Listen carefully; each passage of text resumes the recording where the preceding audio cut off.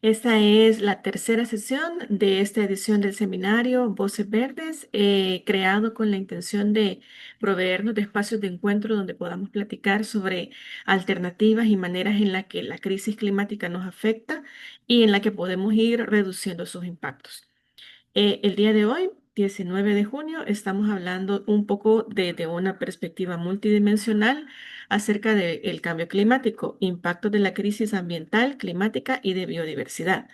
Sabemos que el cambio climático es una alteración de los patrones del clima global y regional y que aunque a lo largo de la historia la Tierra ha variado naturalmente, con este término estamos hablando de los efectos que las actividades humanas están llevando, están repercutiendo en el ciclo de vida de nuestro planeta.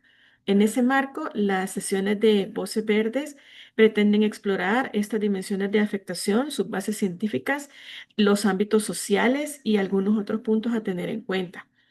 Un poco platicando del cambio climático con distintos especialistas, sabemos que este es un tema transversal que requiere de enfoques interdisciplinarios para mitigar sus efectos y sobre todo para adaptarnos a las consecuencias que ya se están generando y que no podemos revertir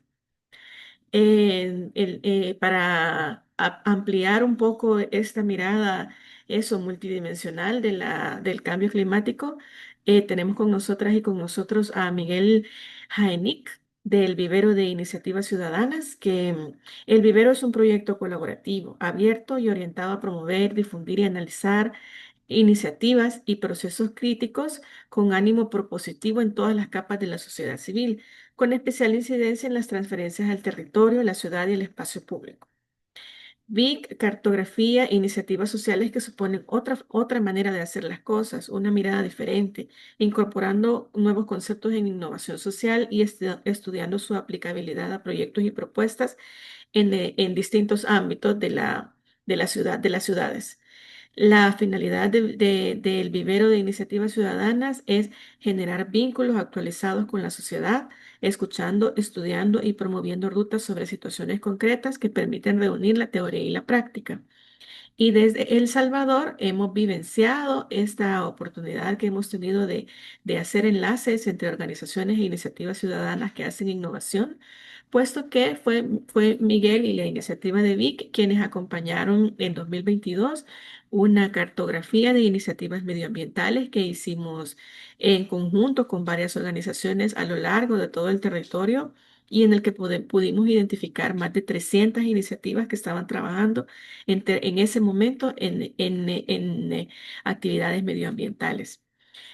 Antes de eso, también vi que había tenido contacto con El Salvador y con la región de Centroamérica, siempre en su trabajo de cartografiar estas iniciativas innovadoras. Y pues eso implica mucho movimiento y mucha em, circulación de información, mucho cambio, mucha innovación. Entonces, ahora que ellos han seguido trabajando sobre otras cartografías sociales, involucradas un poco más en las iniciativas medioambientales, pues le tenemos aquí como participante para que nos cuente un poquito más sobre ese trabajo que han estado haciendo en los últimos años. Bienvenido, Miguel. Gracias, Emeti. Gracias por la invitación al Centro Cultural y buenos días a todos y todas. Voy a compartir pantalla para contaros una investigación que realizamos en torno al cambio climático pues hace ya un par de años y que recientemente hemos estado trabajando también en el Centro Cultural de España en Guatemala con un taller que se ha hecho hace prácticamente 2 semanas. Em, Entonces, digamos que esta investigación lo que de alguna forma plantea es, estáis viendo la pantalla, ¿verdad? Sí, sí la vemos. La investigación trata sobre, digamos, cuáles son los imaginarios o eh, los relatos, las narrativas en torno al cambio climático, ¿no?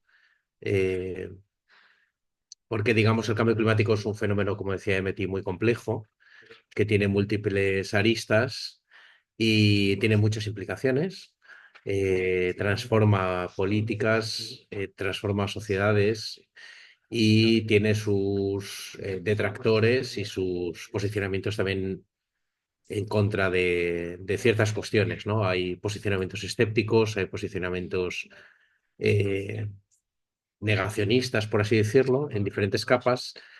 Y la investigación trataba de investigar todos esos posicionamientos que se pueden dar en torno al cambio climático, ¿no? A través de la recopilación de memes, de la recopilación de caricaturas, de tweets, de mensajes de líderes, de celebridades, de personas famosas en torno al reto, cómo situarlos y qué, digamos, qué panorama nos podemos encontrar, ¿no?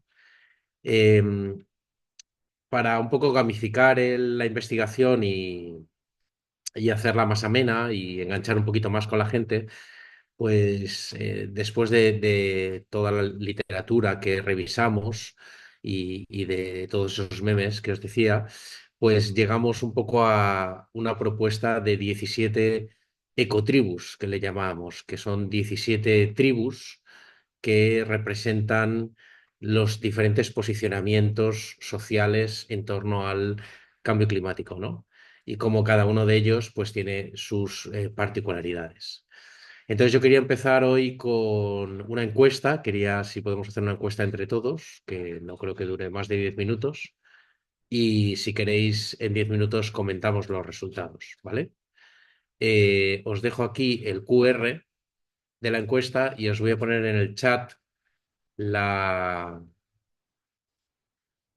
la página web, la podéis hacer desde el teléfono móvil, ahí está en el chat. Entonces, si podéis hacerla, eso, en 5 o 10 minutos y la comentamos ahora en breve.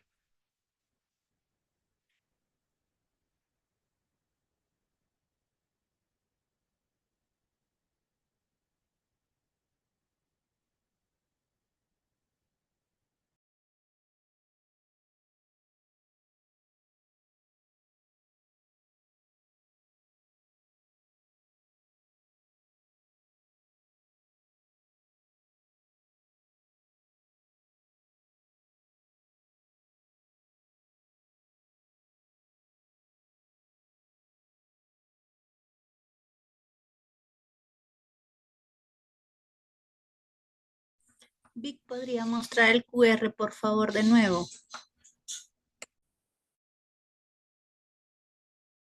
Sí, lo muestro aquí. A ver.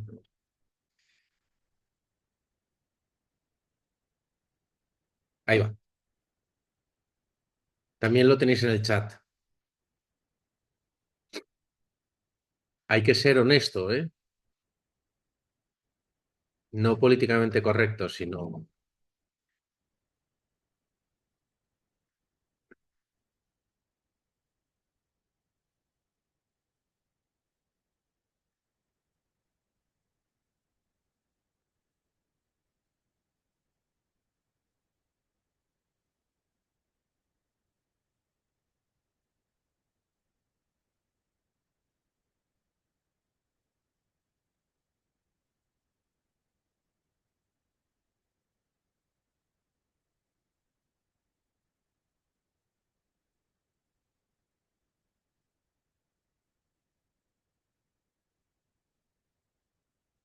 ¿qué os parece cuando terminéis? Vais poniendo en el chat que habéis acabado y cuáles son los resultados. Y así lo vemos todos.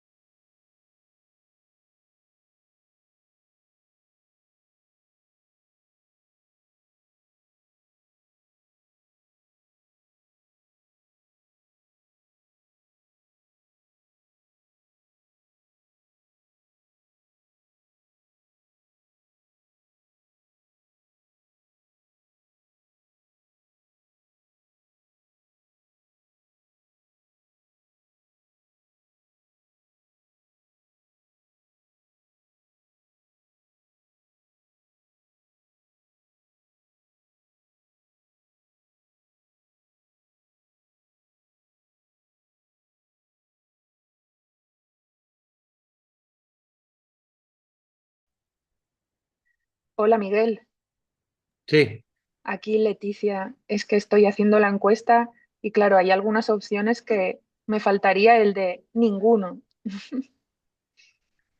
ninguno de los que me plantean. ya. Sí, Pero, todas las encuestas pero bueno, son para discutir, imperfectas. para discutir después. Vale, Claro, vale. Venga, claro. venga. La encuesta tiene trampa, ¿eh? Como todas.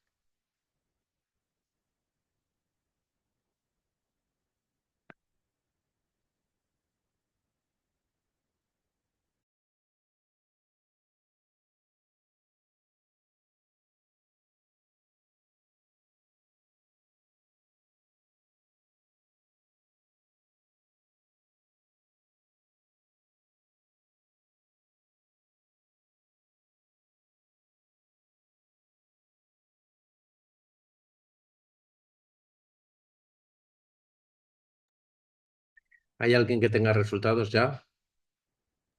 Si yo terminé la encuesta, ¿a dónde comparto mis resultados? ¿Cómo hago? Uf, En el chat puedes ponerlo si quieres. El chat está deshabilitado, no se puede. ¿Ah, sí? ¿No se puede hablar? em,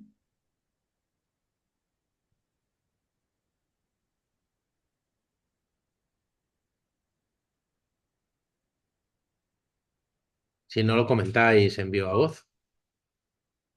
sí, quizás así va a ser porque no sé por qué el chat no funciona. ¿Qué Mientras metí? ¿Qué te lo ha salido? decrecentista, Está muy bien. ¿Y de segunda y tercera? ecologista y ambientalista. Muy bien. Muy buena respuesta. ¿Alguien más que haya terminado? Hola, en mi caso me salió ecologista y ecomodernista. Muy bien, muy bien.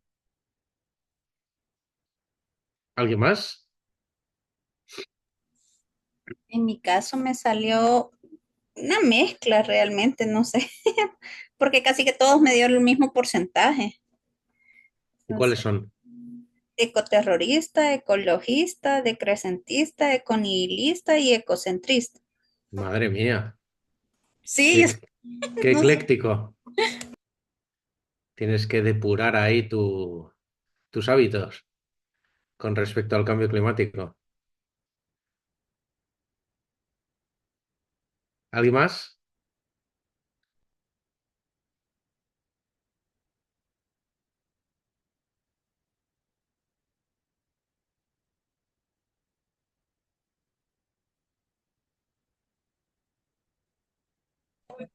A mí me sale ecologista y ecoterrorista.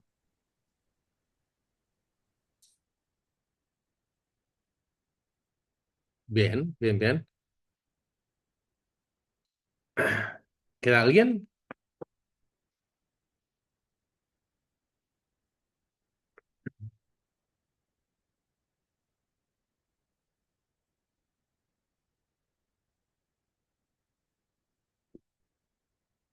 Mm.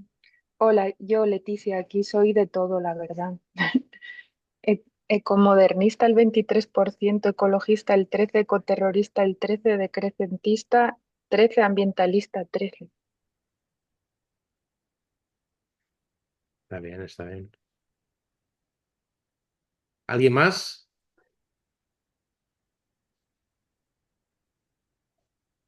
Yo creo que estamos todos, ¿no? No sé si falta alguien. No, yo creo que estamos todos. Ahí hay Falto yo. bienvenidas a Angélica, Emma, y hay una persona más conectándose a quien ya iremos compartiendo el resto de la información. Bueno, pues como habéis visto, los resultados de la encuesta, que es una encuesta un poco, bueno, que permita un poco enganchar a la gente, ¿no? Con el tema de las ecotribus.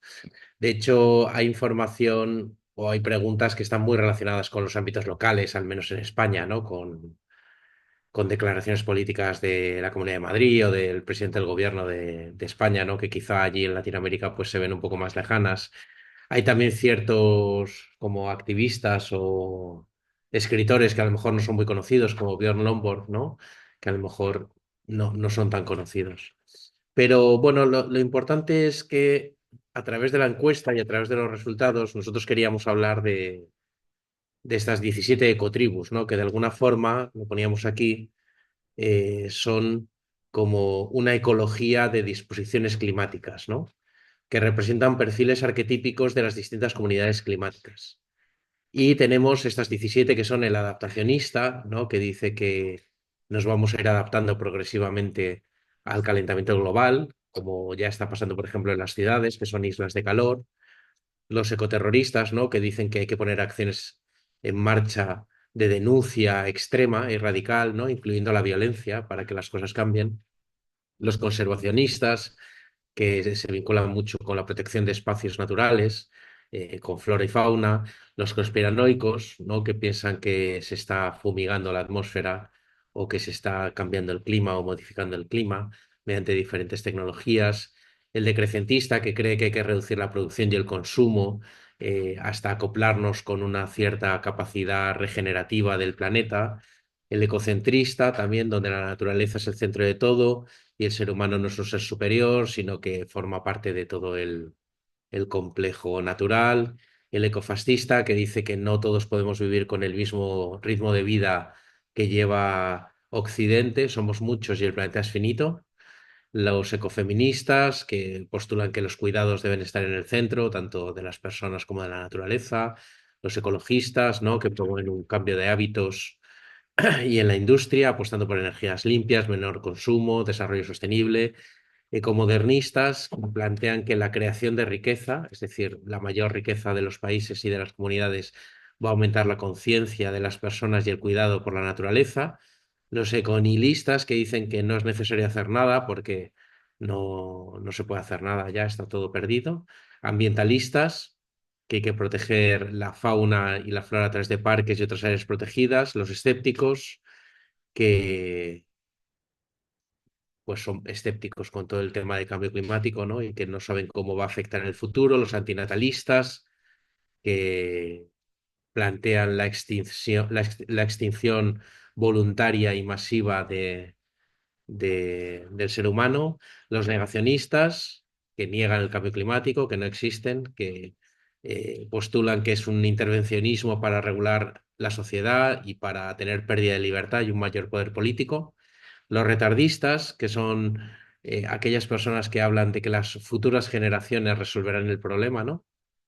Y que por tanto, pues, se resolverá de alguna forma. Y los tecnooptimistas también en esa línea, que las futuras tecnologías e innovaciones, como la geoingeniería o la captura de CO2 y el almacenamiento de CO2, solventarán el problema, ¿no?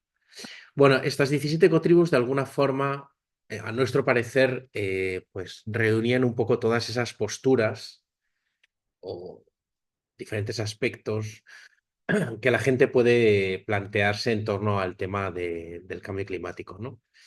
En las encuestas que hicimos en la investigación, que fueron casi 2.500, pues casi el 50% le resultó ecologista y luego había pues otros porcentajes menores de adaptacionista, decrecentista, ecomodernista, bueno, algo parecido a lo que os ha salido a vosotros así con esta pequeña muestra que hemos hecho. Al final, pues claro, todo el proceso del cambio climático, nosotros lo que entendemos es que es un proceso muy, muy complejo, ¿no? Porque al final intentamos explicarlo como en este diagrama, ¿no? Eh, el cambio climático lo que, digamos, plantea es que existen unos hechos, ¿no? Que es que existe un progresivo calentamiento global, que tiene unas causas que son las acciones antropogénicas, ¿no? Es, digamos, la emisión de gases contaminantes, de efecto invernadero o de CO2, tiene unas consecuencias, que es que el calentamiento global nos va a abocar a una crisis de gravedad Z. Para mitigar esas consecuencias o para luchar contra esas consecuencias, tenemos que poner en marcha unas medidas, es decir, es para detener este problema hay que hacer X en el plazo Y. Esas medidas tienen unos costes que hay que asumir en tiempo y forma y además hay una aplicación, es decir, esos costes de esas medidas y además hay que aplicarlo en los países, en las comunidades, en los entornos, ¿no?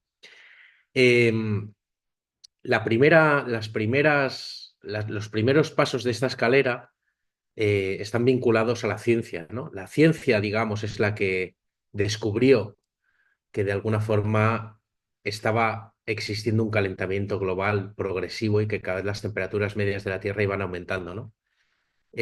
A raíz de ese descubrimiento científico, de esos hechos, causas y consecuencias, la ciencia se reúne a través del IPCC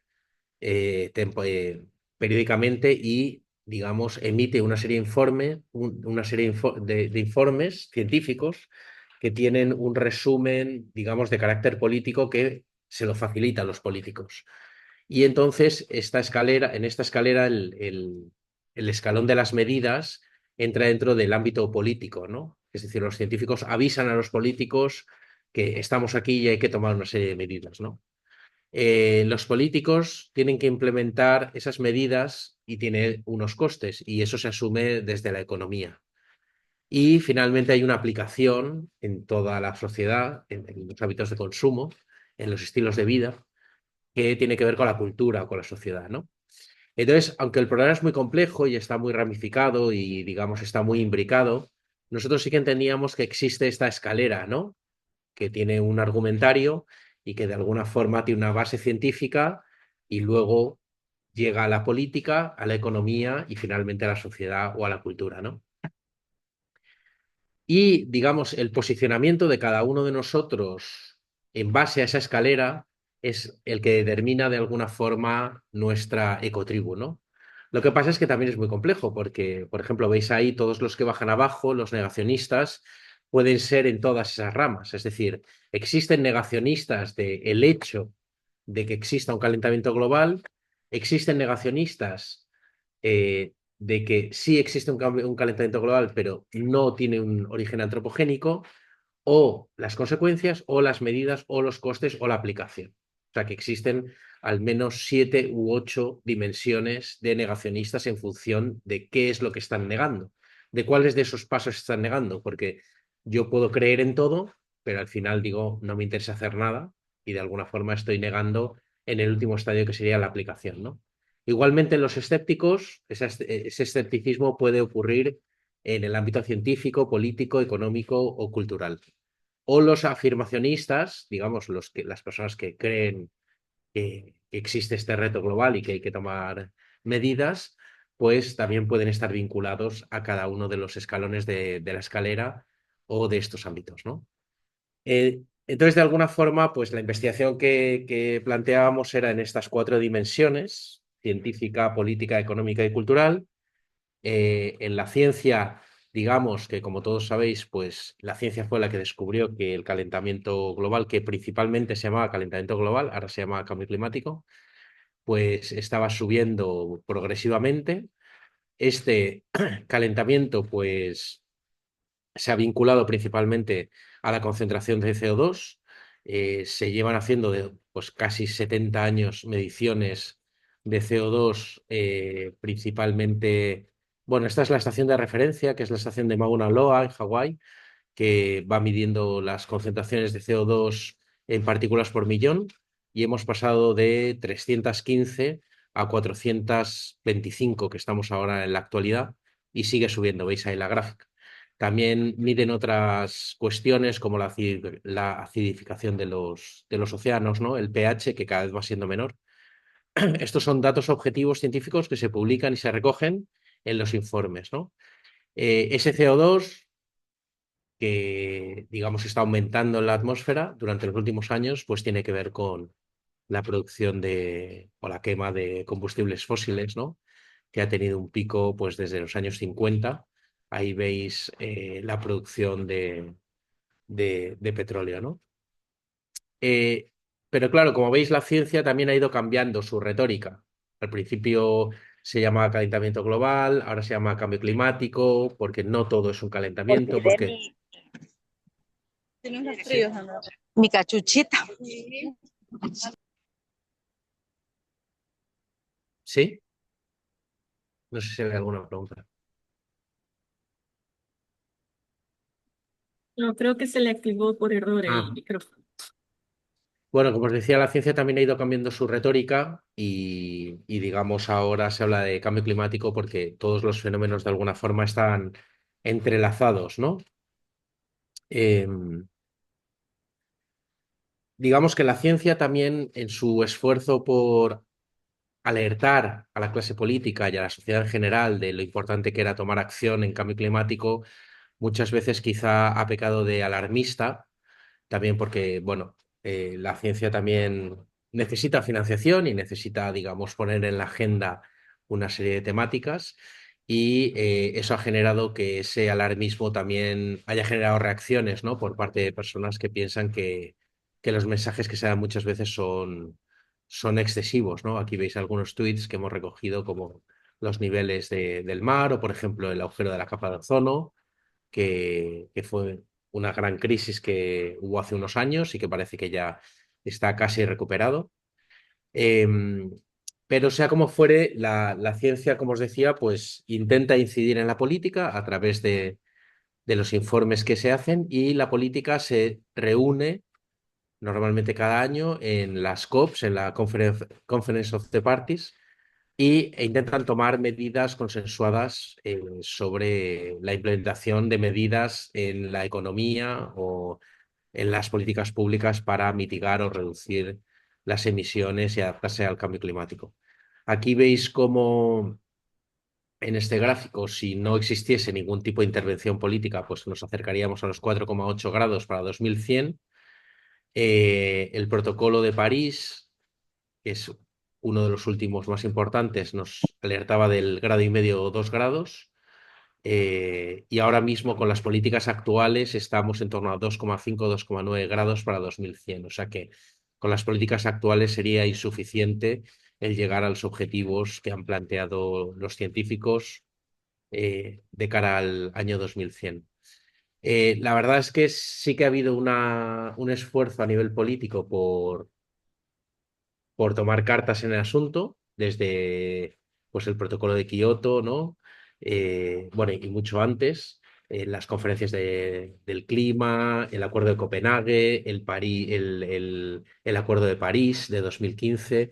Es decir, desde 1980, llevamos casi 45 años con reuniones políticas al más alto nivel, pero aún así, pues la temperatura media del clima pues sigue subiendo, ¿no? Y tampoco ha habido como mucho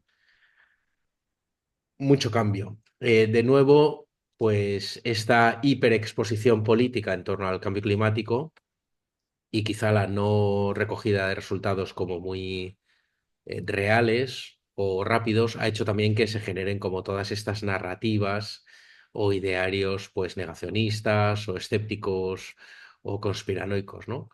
Eh, pues muchas cumbres políticas, veis aquí algunos memes que hemos recogido, donde sí se reúnen todos, pero no se llega a acuerdos, ¿no? O los líderes mundiales llegan en sus jets privados, ¿no? Para hablar sobre el cambio climático, con la cumbre climática que patrocina Coca-Cola, ¿no? Pues son estas contradicciones del capitalismo que vivimos todos los días, ¿no? Entonces, ese elitismo y esa hipocresía, pues muchas veces también genera desafección en la ciudadanía y genera como un impacto contrario, ¿no? Al que muchas veces se busca. También es difícil como generar alarma con algo que está por llegar, ¿no? Estamos hablando del año 2100. Entonces, ¿qué ocurre cuando llegan otras crisis, ¿no? Cuando llega una guerra, por ejemplo, aquí en Europa hemos tenido la guerra de Ucrania, se cortó el suministro de gas ruso a Alemania y Alemania comenzó a abrir todas sus minas de carbón que estaban abandonadas. El carbón es un elemento súper contaminante, muchísimo más contaminante que el gas, pero ante la falta de suministro energético, pues hay que tomar ese tipo de decisiones, ¿no? Eh, ¿Qué pasa cuando existen otras crisis, ¿no? Como una guerra o como el coronavirus, etcétera? Pues que el tema climático queda siempre como en un segundo plano, ¿no? es una alarma de algo que va a llegar, pero que todavía la gente lo entiende como lejano o no lo ve como algo como muy real todavía, ¿no? Muchos políticos de los que conocéis, pues también lanzan mensajes pues que son como bastante demoledores, ¿no? Por ejemplo, aquí tenemos un tuit de Donald Trump que dice: el concepto de cambio climático fue creado por los chinos para hacer que la industria estadounidense no fuera competitiva, ¿no? Bueno, pues esto lo dice un líder de una potencia muy contaminante y con un estilo de vida difícil de seguir. Eh, Básicamente está lanzando un mensaje de sálvese quien pueda, ¿no? Con lo cual todos los esfuerzos quedan un poco en entredicho.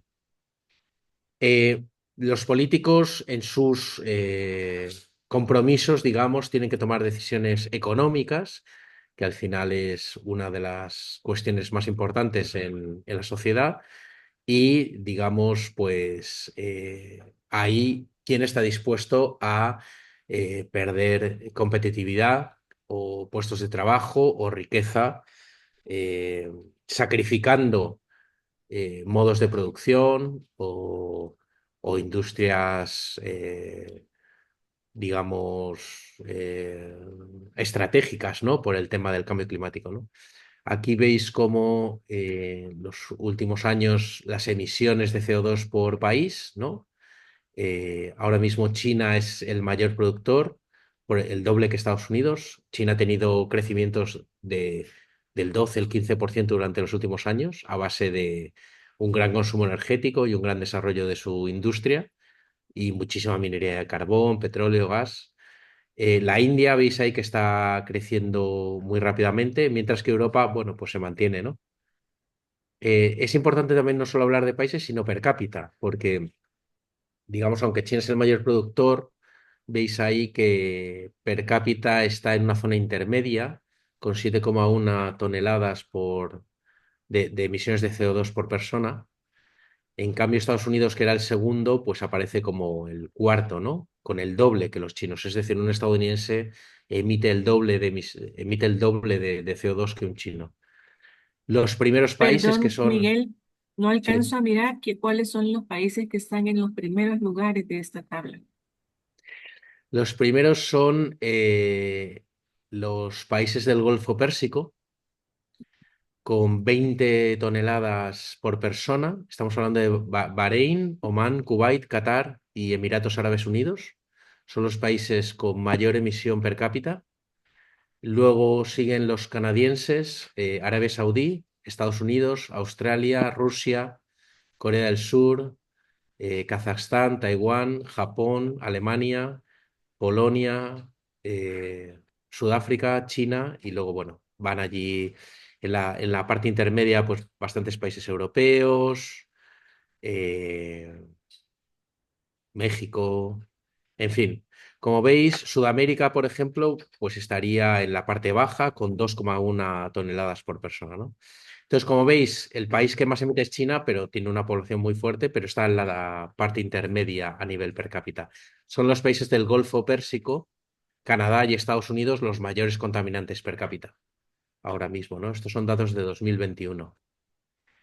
Y luego hay otra tabla interesante que es las emisiones acumuladas desde que que se están registrando las medidas, ¿no? Y aquí desde prácticamente 1900 o antes la Revolución Industrial es Estados Unidos el que mayor acumula, o sea, el que tiene un peso mayor en la acumulación de CO2 con más de 400 billones de toneladas, seguido por China. Veis que China ha crecido muchísimo en los últimos 50 años. Y luego Alemania, India, que ha crecido mucho más en los últimos años, Francia, Italia. Con lo cual, de alguna forma, pues hay como una cierta responsabilidad inherente a los mayores contaminantes, ¿no? Este dicho del que contamina paga, pues los que más han contribuido a las emisiones acumuladas durante los últimos años, pues deberían ser los países más responsables, ¿no? De cara a tomar medidas y a revertir esta situación, ¿no?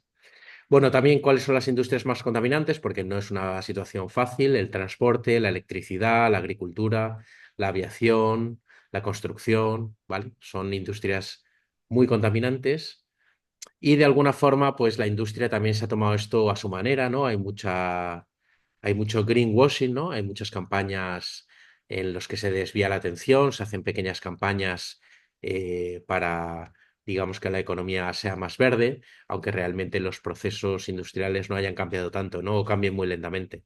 Aquí os ponemos algunos ejemplos, ¿no? De cómo un ambiente contaminado, pero no se permiten bolsas de plástico, ¿no? Es decir, se toman medidas como muy anecdóticas en cuestiones que realmente tienen muy poco impacto cuando todo el sistema productivo, pues, es muy difícil cambiarlo, ¿no? Porque, digamos, tener energía barata y fácil, pues, crea adicción, ¿no? Y el greenwashing hace que todas estas marcas, pues, se apunten, ¿no? A verdificar sus logos y a todas las campañas que podéis encontrar, ¿no? Como por ejemplo cuando compráis un billete de avión, por ejemplo aquí con Lufthansa, pues al finalizar la compra del billete de avión podéis pagar por las emisiones de CO2 que va a generar vuestro vuelo. Entonces os calculan las emisiones que vais a tener y os ponen el precio de la tonelada y si queréis podéis pagar las emisiones y os podéis quedar un poquito más tranquilos a la hora de comprar el billete. También aparecen como todos estos experimentos de intervención climática, ¿no? O modificaciones del clima, captura de CO2, ¿no? Que realmente pues no están teniendo mucho impacto, ¿no? Realmente son tecnologías que todavía están muy eh, germinales, tienen mucho coste y no consiguen resolver un problema que es estructural, ¿no? Y finalmente llegamos a la cultura, que al final es la sociedad, la cultura también la que tiene que modificar estos hábitos, ¿no? Y aquí es interesante también ver cómo en los últimos años han aparecido como nuevos liderazgos, también distribuidos, ¿no? Como jóvenes, mujeres, madres, ¿no? Que han tomado las riendas de las viejas asociaciones o ecologistas, ¿no? Y han dado un nuevo impulso como a la protesta o a la reivindicación climática, ¿no? eh, Personas jóvenes o mujeres que están ahí, ¿no? En este caso, con la presidenta de la Comisión Europea sentada al lado, ¿no? Tendríamos como la política y la cultura sentados frente a frente. eh, y cómo a través suyo, pues también hacen campañas para que de alguna forma nosotros podamos, a través de nuestros hábitos de consumo y de nuestra elección a la hora de, pues lo que os poníamos en el cuestionario, ¿no? Cómo viajamos, cómo comemos, cómo nos divertimos, cómo nos movemos, cómo nos transportamos, qué ropa elegimos, ¿no? Al final, nuestras decisiones de consumo del día a día, multiplicado por todos nosotros, pues podemos hacer que algo cambie, ¿no? Eh, Hay como campañas fuertes también a nivel social, ¿no? Esto es una librería donde veis que todo un estante de libros para niños nos están hablando de cambio climático. Y todos estos anuncios, ¿no? Y estas eh, consignas, ¿no? Que también pues generan mucha reacción en contra, ¿no? Hazte vegetariano, deja el coche y ten menos hijos si quieres luchar contra el cambio climático, ¿no? Son noticias bueno, que generan también mucha reacción, ¿no? Entre muchas, eh, bueno, áreas de la sociedad y que por tanto no, a veces menoscaban el mensaje que se quiere llevar a cabo, ¿no? eh, Como este meme, ¿no? Donde todo es cambio climático, ¿no? Todo puede ser cambio climático, cualquier cosa puede ser cambio climático, entonces hasta una científica advierte que el cambio climático puede encoger el tamaño del pene, ¿no? O sea, todas las cosas pueden ser cambio climático porque todo está ahí mezclado, entonces al final hay como un cacao y falta como educación en el sentido de entender bien el reto y entender las causas y cómo se puede incidir, ¿no? Al final, con todos estos mensajes, en la cultura y en la sociedad se genera también esta reacción donde de alguna forma se entiende que el cambio climático es una forma de control social y de alguna forma es como una cierta epifanía, es decir, es como encontrar una excusa para tener un fin por el que luchar y que de alguna forma la sociedad esté unida frente a un aparato liberal desigual o depredador, ¿no? Y esta histeria climática se asocia con el marxismo, ¿no? Con una pérdida de libertad, con una pérdida de privilegios, con un control social, etcétera, ¿no? Eh, Hay posiciones también muy extremas, ¿no? Como esta, mucha bici, mucho transporte público, pero deja de tener hijos, gracias. ¿No? Estas posiciones antinatalistas, ¿no? De extinción voluntaria del ser humano, ¿no? Dejemos de tener hijos todos, nos extinguimos en unas generaciones y es lo mejor que le puede pasar al planeta, ¿no? O las fórmulas ecoterroristas, ¿no? Que hemos visto en los últimos años, como los jóvenes en los museos echando tomate a los girasoles, o aquí en Madrid, por ejemplo, se han pegado en la M30 o han pintado jets privados en aeropuertos, ¿no? Claro, muchas veces son como las grandes celebridades o los grandes privilegiados los que están, digamos, haciendo apología de cómo combatir el cambio climático, ¿no? Y claro, ese postureo de alguna forma, pues también muchas veces es muy hipócrita y hace un flaco favor, ¿no? Es como esta imagen, ¿no? Pues el Leonardo DiCaprio, que tiene miles de casas, su avión, etcétera. Bueno, podría ser Leonardo DiCaprio, puede ser Taylor Swift o quien queráis, como abandera la lucha del cambio climático o Al Gore en su día, pero con unos ritmos de vida que si cualquiera de nosotros llevara ese ritmo de vida, pues no, no aguantaría, ¿no? El planeta. Con lo cual, finalmente, y ya para ir acabando, que estoy en el tiempo, lo que, lo que vemos es que al final, pues, las emisiones de CO2 las generan básicamente los ricos, ¿no? O sea, es un poco la conclusión que llegábamos de alguna forma. El 10% más rico está generando la mitad de las emisiones en sus hábitos de consumo. El 50% más pobre solo genera el 10% de las emisiones. En cambio, bueno, pues muchas veces esa gente más humilde es la que se ve abocada a tener que sufrir muchas de las políticas o de la legislación o de los hábitos de consumo que hay que modificar, mientras que los grandes responsables, sean personas individuales, comunidades, países o estratos sociales, pues son los que muchas veces no tienen como esas responsabilidades asociadas, ¿no? Bueno, algunos ejemplos de cada una de las dimensiones, que voy un poco mal de tiempo, pero finalmente, nada, acabar con una bibliografía un poco recomendada sobre la investigación que hicimos, unos libros que os traigo aquí de diversos autores que nos ayudaron a entender los diferentes postulados que son interesantes para los que tengáis interés. Es muy interesante, por ejemplo, el segundo libro, El ecologista escéptico, de Björn Lomborg, no sé si lo conocéis, es un libro que está bastante bien. El libro de Greta Thunberg, el de Climate Book, también está bien. eh, Naomi Klein. eh, bueno, hay varios libros ahí que son interesantes para comprender un poco como la dimensión y la complejidad del problema. Y luego también recursos web como los IPCC, que tenéis como los resúmenes de los informes científicos, las COPs, bueno, la taxonomía europea, nuestro futuro común, el Consenso de Copenhague, es decir, algunas referencias bibliográficas. Y finalmente nosotros toda esta investigación la hicimos en torno a un pabellón efímero que desarrollamos aquí en la ciudad universitaria, en Madrid, un pabellón que se hizo a través de una estructura de madera que quería representar esta interrogación, ¿no? Esta interrogación sobre el cambio climático que hacemos. Eh, y dentro de esa interrogación aparecían estos paneles que os he mostrado con todos estos memes y estos dibujos, y dentro de esa interrogación, pues la gente podía entrar y podía ver la exposición. Ibas viendo como las diferentes informaciones que os he ido contando. También podías hacer la encuesta de las ecotribus.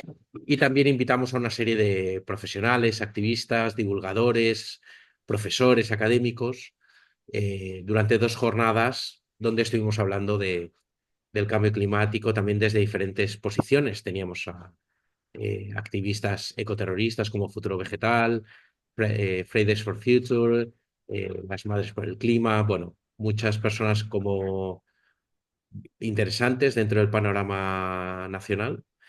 Y nada, bueno, eso fue un poco la reflexión y la investigación que hicimos. Así que toda esta información creo que la podéis encontrar en la web o, bueno, a través de Metis si queréis más información o la presentación o tenéis alguna duda, pues también lo podemos facilitar, no hay problema. Y creo que me he pasado un poquito de tiempo. Estamos bien. Muchas gracias, Miguel. Ahí os dejo nuestro contacto.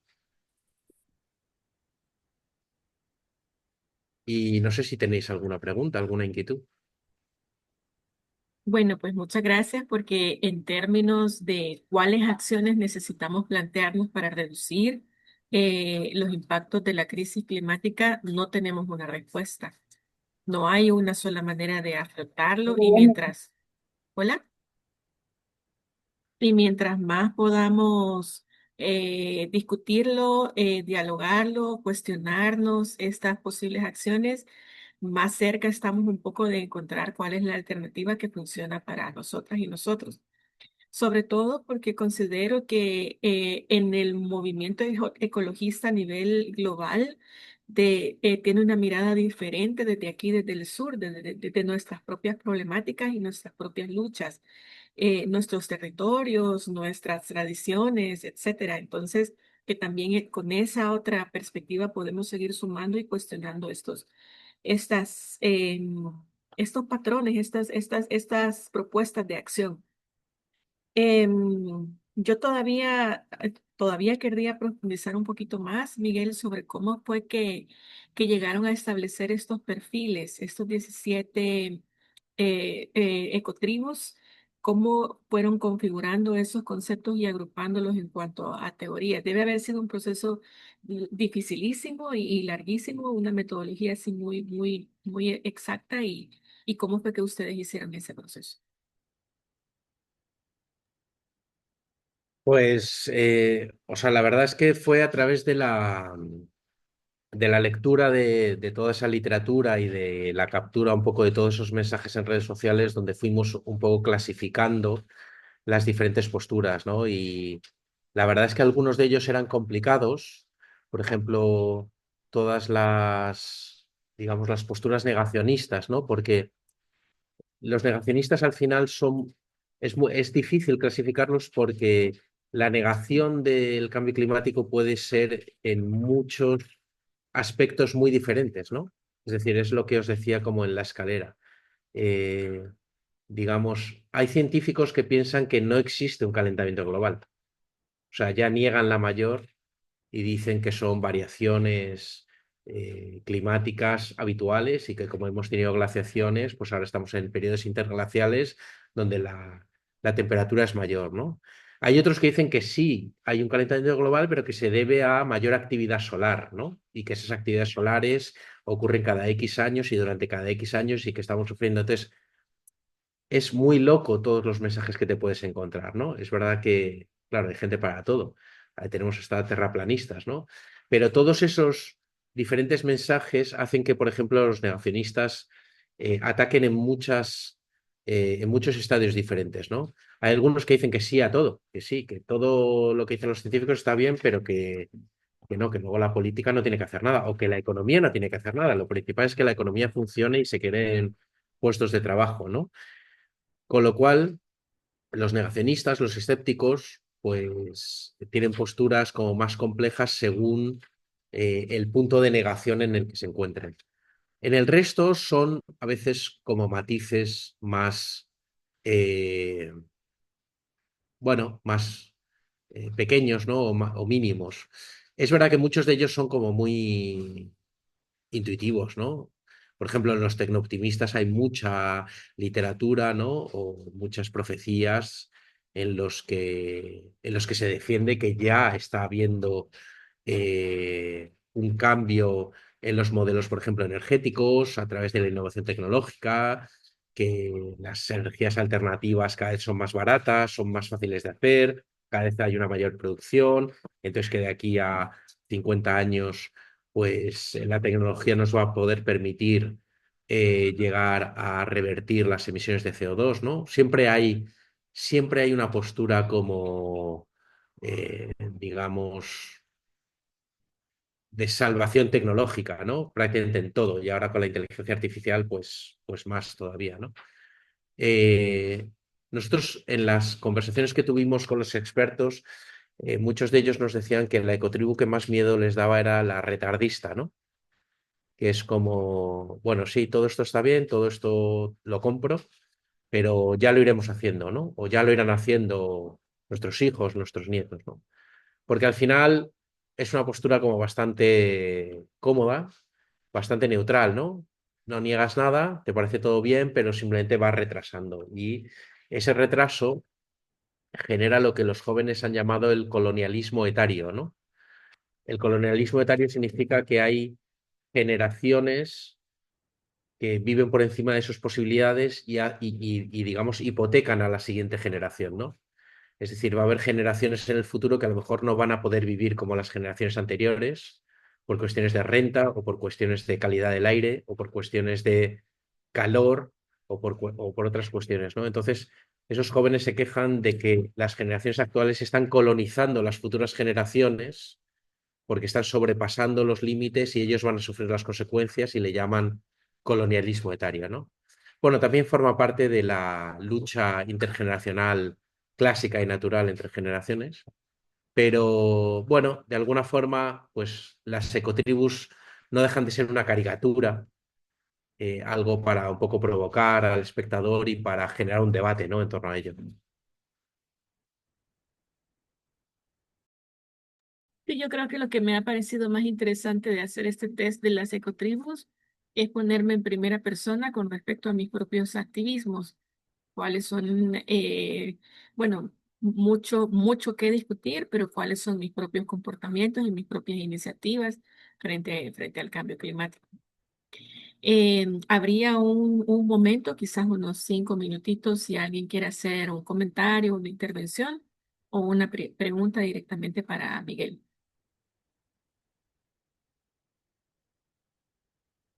En caso de que quieran intervenir, todas y todos están habilitados para directamente abrir su micrófono e intervenir. O bien, si quieren poner también aquí su pregunta en la cajita de preguntas y respuestas, también ahí la podemos ir leyendo. Es un gran contraste porque la semana pasada estábamos hablando de una voz comunitaria, digamos, de prácticas de medicina natural y algo, saberes muy, ¿cómo decirlo?, cercanos a la tierra y ahora estamos un poco haciendo teoría y haciendo discusión. Lo que pasa es que ambas miradas son necesarias para poder tener una comprensión un poco abierta sobre esto que estamos intentando, este hilo que estamos intentando desentrañar.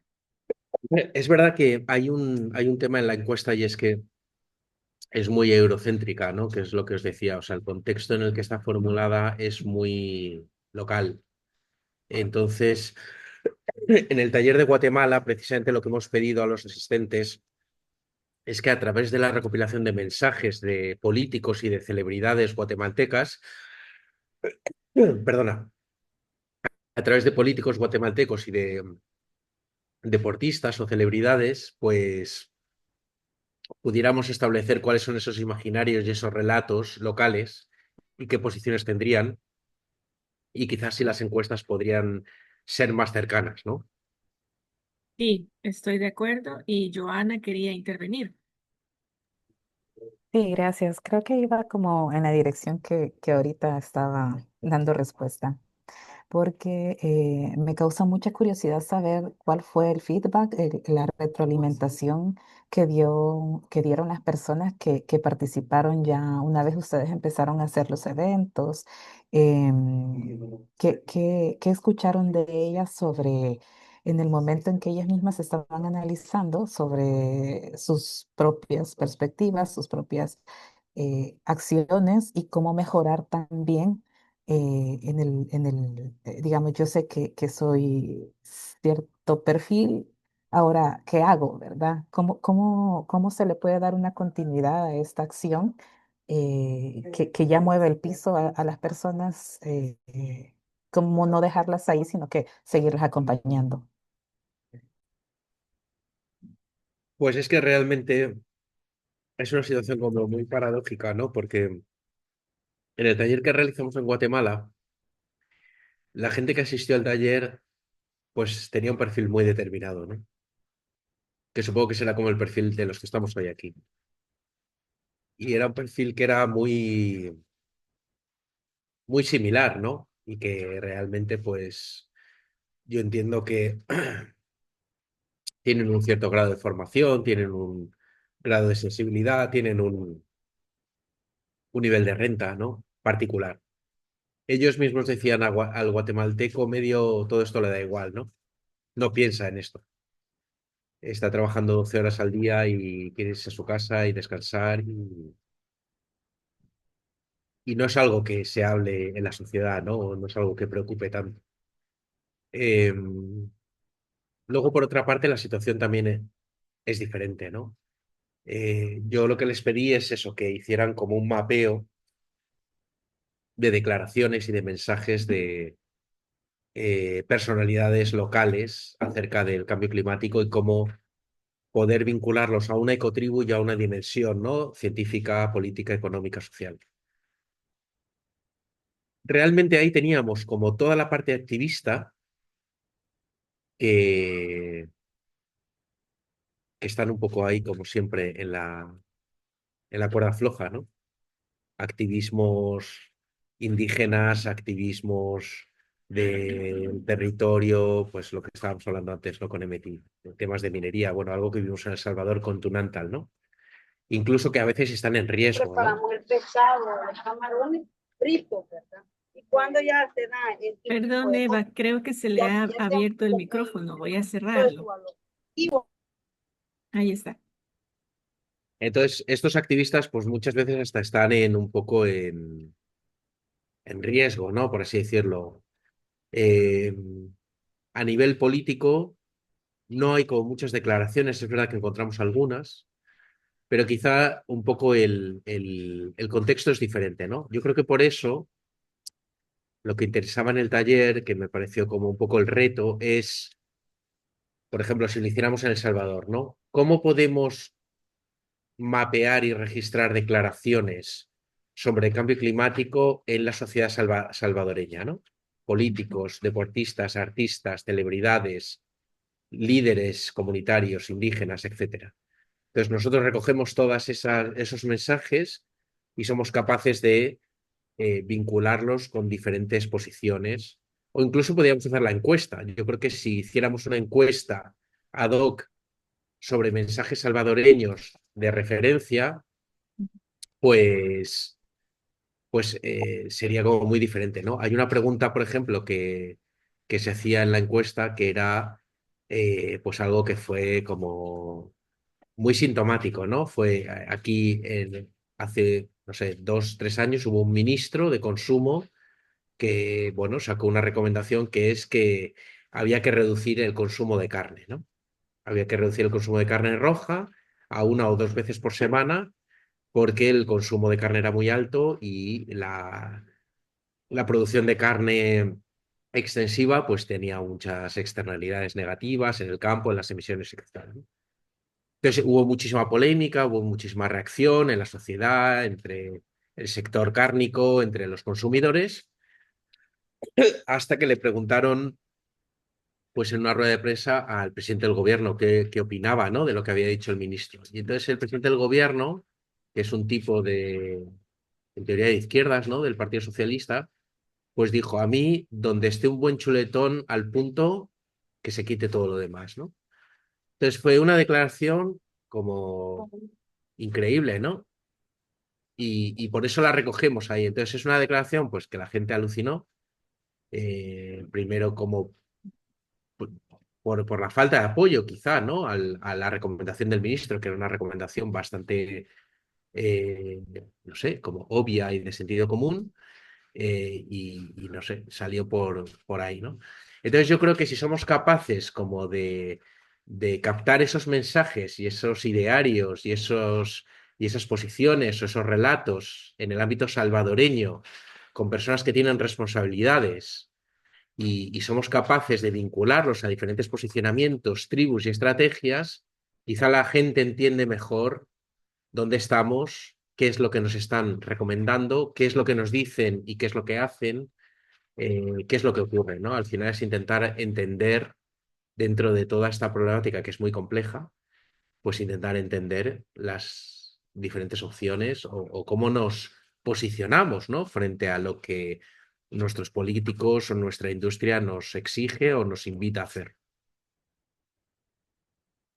Sí, realmente la propuesta es interesante en el sentido de que no tenemos un baremo que nos diga eh, qué tan generalizados están los activismos ambientalistas, es decir, que la población salvadoreña, qué tanta sensibilidad tendría frente a un riesgo latente, inminente, como algunas de las cosas que suceden en el día a día de nuestra territorialidad, así.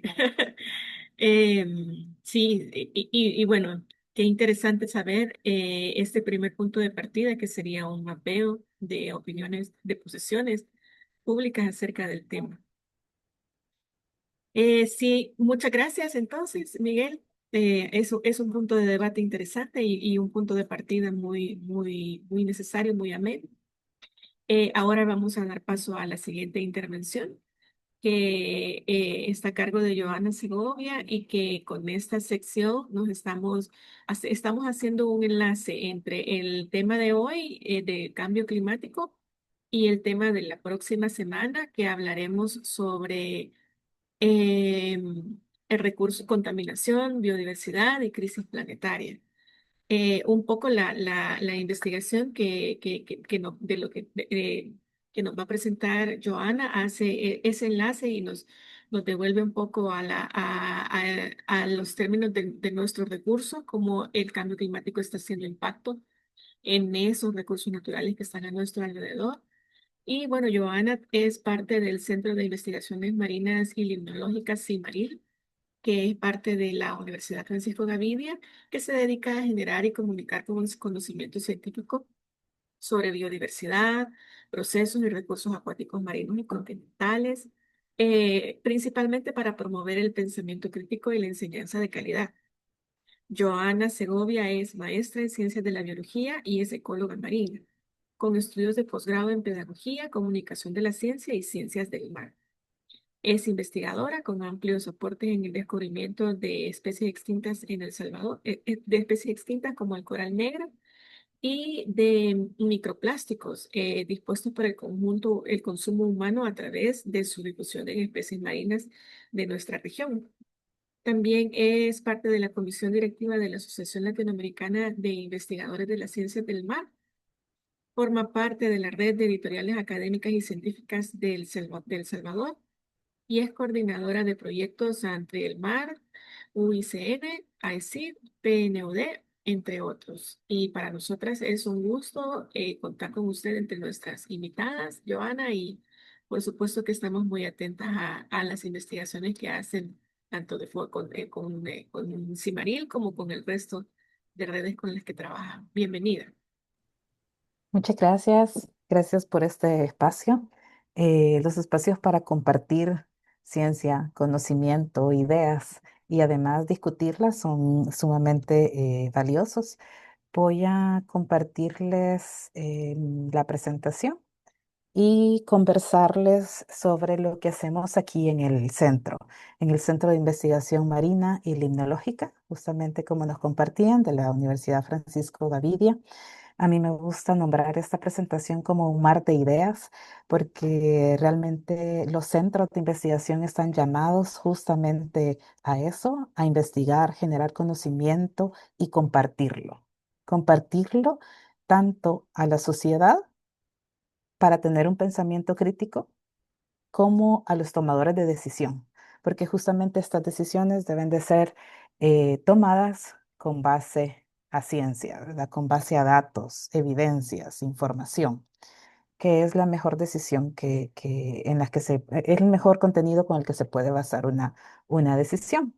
Y como ya bien compartían, nuestra visión es justamente esa, realizar investigaciones sobre biodiversidad, procesos acuáticos, marinos, continentales, con el fin de generar y divulgar el conocimiento que estamos realizando, que estamos generando, o que incluso estamos compartiendo y discutiendo con personas de las comunidades que tienen también sus conocimientos en base a la experiencia, en el vivir también en las zonas costeras. Entonces, conocimiento muy valioso que cuando lo divulgamos o hacemos match con proceso científico, pues todavía se vuelve más potente, ¿verdad?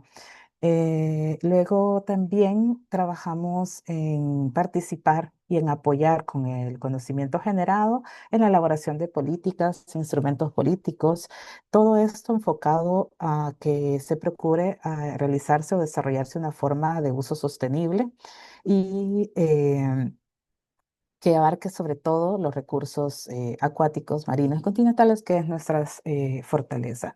Nuestra principal prioridad es los salvadoreños, la población salvadoreña, y por eso es que queremos dar un enfoque ecosistémico y de enseñanza, así también como el trabajo multidisciplinario, interinstitucional e internacional, porque la ciencia no se hace no lo hace solo una persona, lo hacemos entre varios y no solo se hace en un sector, se hace entre toda la sociedad.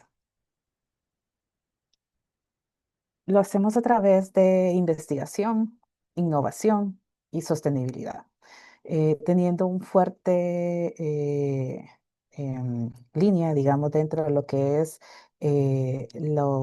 el componente biológico, el componente ecológico, que es el principal componente en el que justamente muchas de las economías locales está sustentado, ¿verdad? Pero sin embargo, tenemos que realizar este tipo de investigación a la par de procesos mucho más grandes, procesos que se dan a nivel regional o procesos que se dan a nivel mundial. Y es por eso que el diálogo entre las instituciones a esos niveles también es importante. Nosotros dependemos directamente de la Dirección de Proyectos y Transferencia Tecnológica, que depende de la Rectoría, y nos segmentamos y estamos representados por especialistas, asistencias, pasantías y voluntarios. Actualmente somos alrededor de 30 profesionales en diferentes formas de adhesión al centro. También tenemos bastante asistencia y programas de voluntariado, así como de pasantías.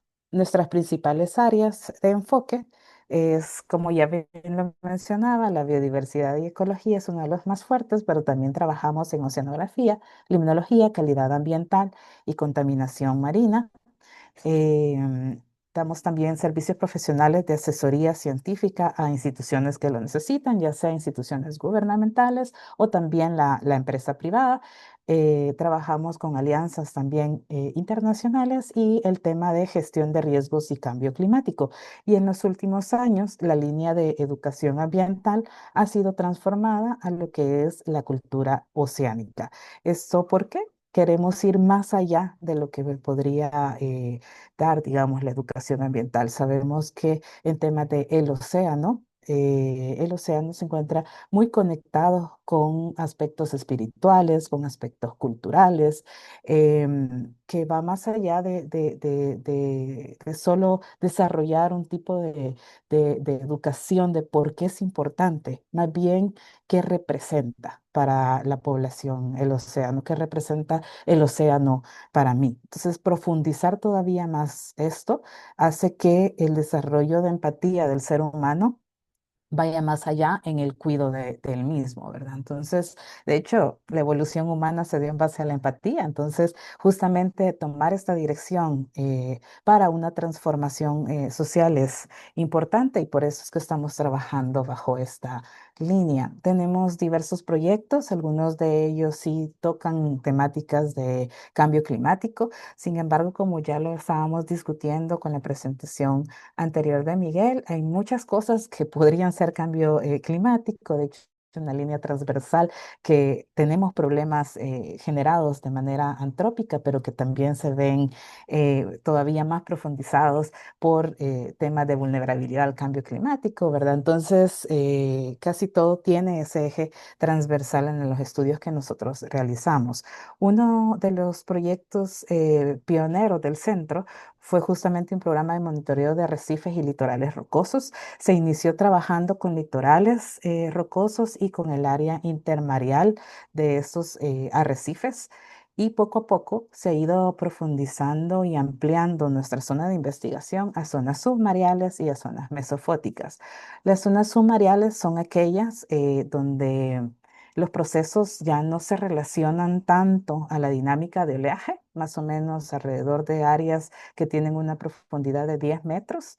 Y luego las zonas mesofóticas son aquellas zonas que están entre la zona afótica, es decir, donde penetra la luz solar, y las zonas afóticas donde no hay luz solar. Entonces hay una banda, digamos, de profundidad donde la luz solar es tenue o puede ser también temporal. Y a esa zona se le llama zona mesofótica y se dan procesos de transición entre ambas zonas muy, muy importantes. Esta zona suele estar entre 30 a 150 metros de profundidad, puede variar dependiendo del área geográfica, la dinámica costera, ¿verdad? Porque hay zonas donde el área recibe mucha sedimentación, por lo tanto la transparencia del agua tiende a reducirse todavía más, entonces puede variar justamente eso. Está más directamente relacionado al ingreso de la luz al agua, ¿verdad? Porque muchos de los organismos marinos pues activan sus procesos gracias a esa luz solar. Y dentro de este programa de monitoreo, pues tocamos temas de biodiversidad, ecología, y van desde aspectos muy locales como las pozas intermareales, ¿verdad? Que suele darse una dinámica especial en este tipo de pozas, porque al estar El Salvador en un área donde la marea puede retroceder mucho en la dinámica diaria, ¿verdad? Puede haber un cambio de marea hasta de 4 metros, puede significar un estrés, una afectación justamente a los organismos que habitan en esas zonas. Y son organismos resistentes, adaptados a ese tipo de dinámicas, y por lo tanto también puede ser muy interesante ver las respuestas que estos tienen ante el calentamiento de las aguas, ante el aumento de la salinidad, ¿verdad? Entonces, o incluso por estar muy cercano a las zonas de las comunidades, a la infraestructura, también interesa conocer mucha la respuesta. El estudio nosotros lo realizamos a través de indicadores de salud ecosistémica. Tenemos ciertos indicadores, como por ejemplo la dinámica de cobertura de los organismos. También tenemos indicadores como que son parámetros físico-químicos, como oxígeno disuelto, la acidez del agua, ¿verdad? Que son aspectos que están muy relacionados a la temática del cambio climático.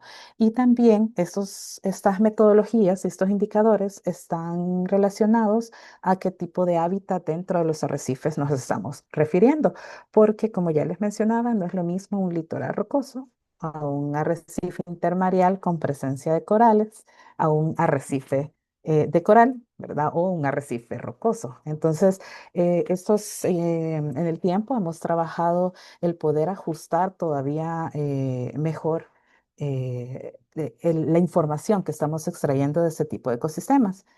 Un ejemplo de ello es en los arrecifes de coral y los arrecifes rocosos que tenemos en los Cóbanos, que quizá para El Salvador sean los más extensos, y luego les sigue Punta Amapala, ¿verdad? Lo que también conocemos en la playa Maculis.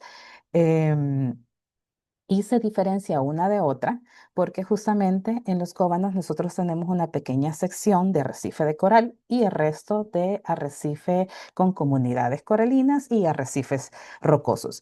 Sin embargo, y aunque nosotros le demos ese tipo de categorización y nombramiento, realmente lo que nos interesa es que son sitios productivos, son sitios que protegen a la costa, son sitios que suministran de economía local. ¿verdad? No solo con la pesca, sino que también con el turismo.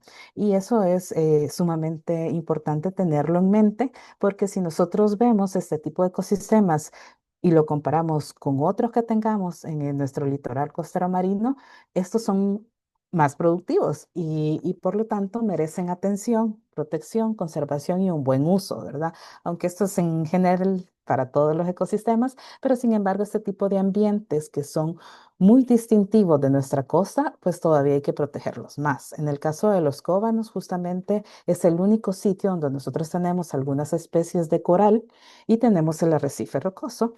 Por lo tanto, esta zona fue declarada área marina protegida en el 2017 y justamente la declaración se basó en conocimiento científico que se tiene en la zona.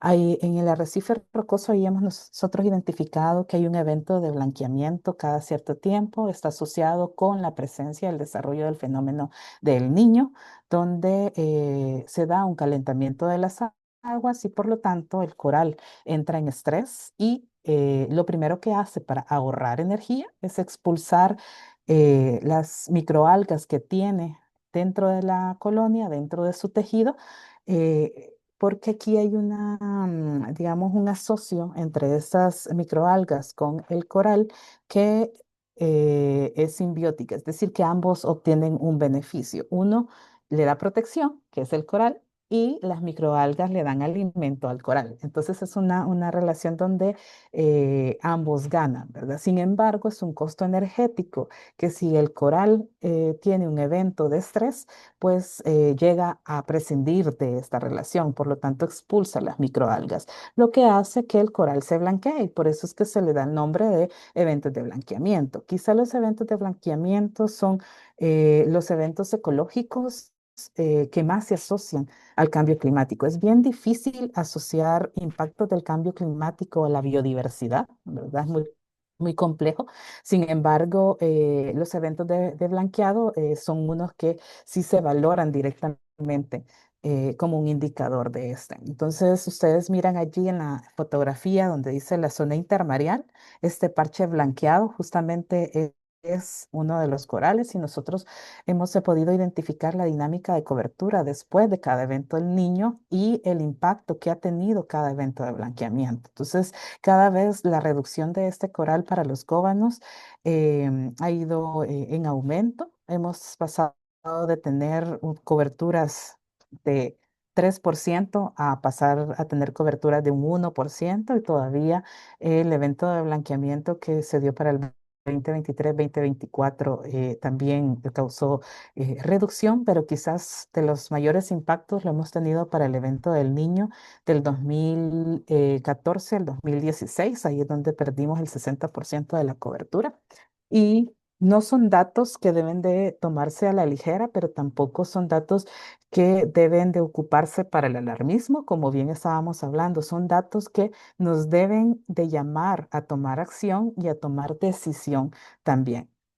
Porque si nosotros observamos que ya el coral es un organismo vulnerable hasta ante estos eventos, sabemos que el arrecife también es un arrecife costero muy cercano a las comunidades, por lo tanto, lo mejor que nosotros podemos hacer es tomar acción y decisión para que este ecosistema se encuentre lo más saludable posible, porque ya se ha visto que los ecosistemas que se encuentran más saludables, que tienen mejor calidad de agua, que tienen medidas, digamos, dentro de la cuenca a la que pertenecen, ¿verdad? El litoral costero que colinda, si tiene buenas medidas en tierra, en cuenca, pues es mucho más probable que estos ecosistemas puedan resistir y ser resilientes ante los efectos que se pueden estar teniendo. Entonces, es información importante para la toma de decisión. También trabajamos las especies exóticas. Nosotros sabemos que cerca de los Góbanos se encuentra el principal puerto industrial y uno de los principales puertos artesanales, ¿verdad? Entonces, en el caso del puerto industrial, puede ser una puerta que se abra ante especies exóticas de otras zonas, ¿verdad? Nosotros hemos identificado, no sabemos, porque no se ha llevado un monitoreo histórico de las especies en el área. Sin embargo, nosotros sí hemos podido identificar especies que no pertenecen a la región. Eso lo hace exótico. Em, Como por ejemplo Carijoa rizei, que es una especie de alga roja. También está un octocoral que se llama copo de nieve, que se llama Carijoa rizei. También está, bueno, la alga roja Cantophora specifera, perdón si lo repetí. Luego también tenemos una serie de organismos que son vernacles, que también se han identificado que son exóticos y los podemos asociar a que también fueron identificados como exóticos en otras áreas de puertos cerca del país, ¿verdad? Entonces, este tipo de seguimiento nos permite tener evidencia y también tener información sobre que se tiene que prestar más cuidado al agua de lastre, que se tiene que prestar más cuidado a las formas en cómo se pueden transportar este tipo de organismos, ¿verdad? En las zonas mesofóticas los últimos arrecifes que hemos estado estudiando y justamente gracias a esta acción hemos identificado que hay especies que viven solo en esas zonas y no se distribuyen en las zonas costeras. También identificamos que hay un ecosistema marino que se desarrolla en esa zona que se llama bosques de coral negro y es un ecosistema que no se desarrolla en el país a menor profundidad de los 30 metros. Y también logramos saber que la especie que se había declarado como extinta para el país, que es una especie de coral negro, sí se encuentra desarrollándose en esa zona. Entonces, más otro coral negro que es el de la fotografía que ustedes observan aquí después del rótulo de mesofótico. Son corales que forman una especie de árbol, entonces se les conoce como los árboles bajo el agua, ¿verdad? Entonces, incluso el movimiento y todo que tienen asemeja a un bosque cuando está con brisa. Entonces, es muy bonito de ver, son ecosistemas muy importantes y de hecho lo evidenciamos gracias a trabajar con los pescadores del área de los Cóbanos, porque ellos nos decían que en esos puntos donde mejor, digamos, el pescado de mejor calidad, ellos lo pescan en esos puntos. Entonces, nos interesó mucho saber qué había bajo el agua y qué hacía que esas especies de buena calidad que a ellos les interesaba, se mantuvieran allí, ¿verdad? Entonces, si fuimos a descubrir que estaba justamente este ecosistema de coral negro, estos bosques y pues las especies entraron en el listado de especies amenazadas y en peligro de extinción del Ministerio de Medio Ambiente y es allí donde se da justamente la cadenita para poder eh,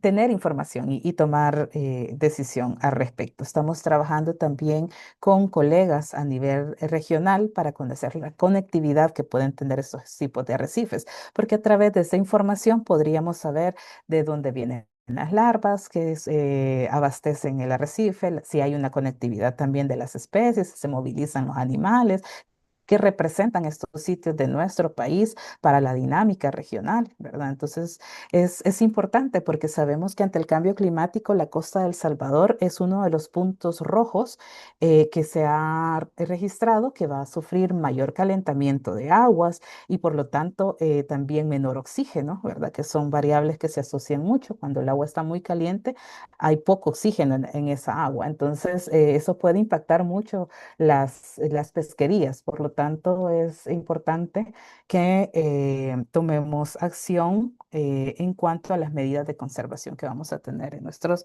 ecosistemas. Luego tenemos otro proyecto que se llama Carcinofauna salvadoreña, pero que amigablemente le fue nombrado Patitas. Y este es un proyecto que ha trascendido la ciencia. ¿Por qué? Porque es un proyecto que también se construye con mucho trabajo ciudadano, con mucho trabajo comunitario y donde la información fluye en todos los niveles, ¿verdad? Tratando nosotros de cumplir con esta cultura oceánica y tiene muchas aristas. Trabajamos desde las especies, el hábitat, conocemos, elaboramos un mapeo de cuáles son las áreas vulnerables ante diferentes parámetros como inundaciones, avance de la frontera agrícola, crecimiento de la población para los ecosistemas de los cangrejos, que prácticamente los cangrejos se distribuyen en todos los ecosistemas, costeros marinos y dulces. Por lo tanto, es un grupo que ha sido muy icónico para poder traslaparlo con la importancia de los ecosistemas costeros marinos. Y aunque pensamos que los cangrejos era un grupo no tan simpático para la población en general, descubrimos que ha resultado todo lo contrario. Realmente las comunidades costeras aprecian mucho ese recurso, pero lo ven más allá que un recurso económico. Incluso nosotros hemos empezado ya un proyecto para ver qué significa el cangrejo para las comunidades, porque nos llamó mucho la atención que cada vez que conversábamos con ellos sobre este proyecto, ellos nos decían, los calientasol, los que salen a bailar cuando las mareas están bajas y el sol está ardiente, ellos es una belleza verlos bailar en los playones, es decir, que ellos tienen esa imagen del cangrejo. En su mente de otra forma y no solo de un aspecto económico. Entonces, la naturaleza con las comunidades están más unidos, más allá que solo un medio de supervivencia, digámoslo así, o de conseguir ingresos. Estamos trabajando en eso. También estamos trabajando en el temática de comportamiento a través del análisis del contenido de estomacal de estos organismos y hemos visto que tienen también la presencia de microplásticos y de hecho sacamos un comunicado donde compartimos que está la presencia de estos microplásticos, ¿verdad? Y lo que evidenciamos es que la mayoría de nosotros no sabemos qué significa eso. Y dicen, bueno, pero son ricos, ¿verdad? Yo no le veo el plástico. Entonces hay también esto que nosotros conversábamos anteriormente de saber qué significan las cosas. Por eso es que empezamos a crear una línea para trabajar en ese sentido, pero también conocer qué tan afectados están, qué especies se afectan más, en qué ecosistemas se afectan más o en qué sector del país, porque toda esa información va a ser sumamente valiosa, ¿verdad? Para tomar decisiones futuras, saber qué ambientes podrían estar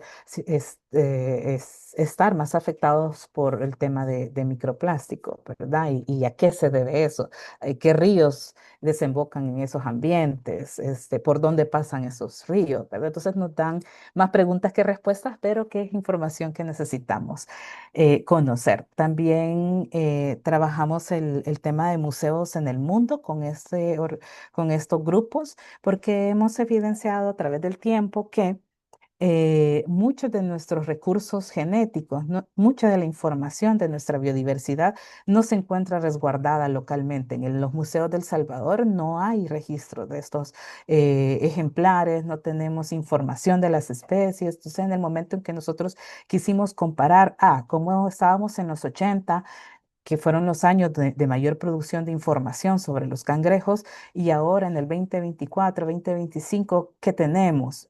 No hubo un parámetro de comparación. Entonces empezamos a ver los museos del mundo que sí tenían incluso ejemplares de nosotros, porque en esos años de los 80 o incluso antes se colectaba mucho organismo y se repartían a través de los museos. Entonces, si bien nosotros perdimos nuestro resguardo, estos museos en el mundo todavía tienen información de nosotros. Entonces, estamos viendo dónde está nuestro recurso, quién lo tiene registrado, en qué mantenimiento está. Nos ponemos en contacto con los curadores de esos museos para poder conocer más sobre esa información, porque mucha de esa información ni siquiera fue publicada. Entonces, nosotros tenemos esa tarea y hace 2 años publicamos un artículo científico donde ya evidenciamos que por lo menos 26 de esas especies que fueron colectadas en esos tiempos no habían sido registradas para el país. Es información que enriquece, ¿verdad? Enormemente la información que nosotros tenemos sobre nuestros recursos. Trabajamos el tema de basura marina también. Hemos apoyado al Ministerio de Medio Ambiente y Recursos Naturales a elaborar el plan de acción a través de un diagnóstico. También evidenciamos que conocemos muy poco sobre basura marina y la mayoría de personas de organizaciones sociales, escuelas, universidades, trabaja el tema de desechos sólidos, pero no retoma el tema de basura marina. Creo que es un tópico que en los últimos años se le ha estado dando bastante vuelta y de hecho en reciente congreso de One Ocean que se organizó antes de la conferencia de las Naciones Unidas que se realizó en Francia recientemente, se habla sobre uno de los principales componentes de la basura marina, que es el plástico, y cuál es la urgencia también de reducir ese uso del plástico para que haya menos impacto, ¿verdad? Entonces nosotros estamos trabajando en eso, trabajamos con otras instituciones también el tema de que no solo la basura marina, sino que viaja en esa basura marina.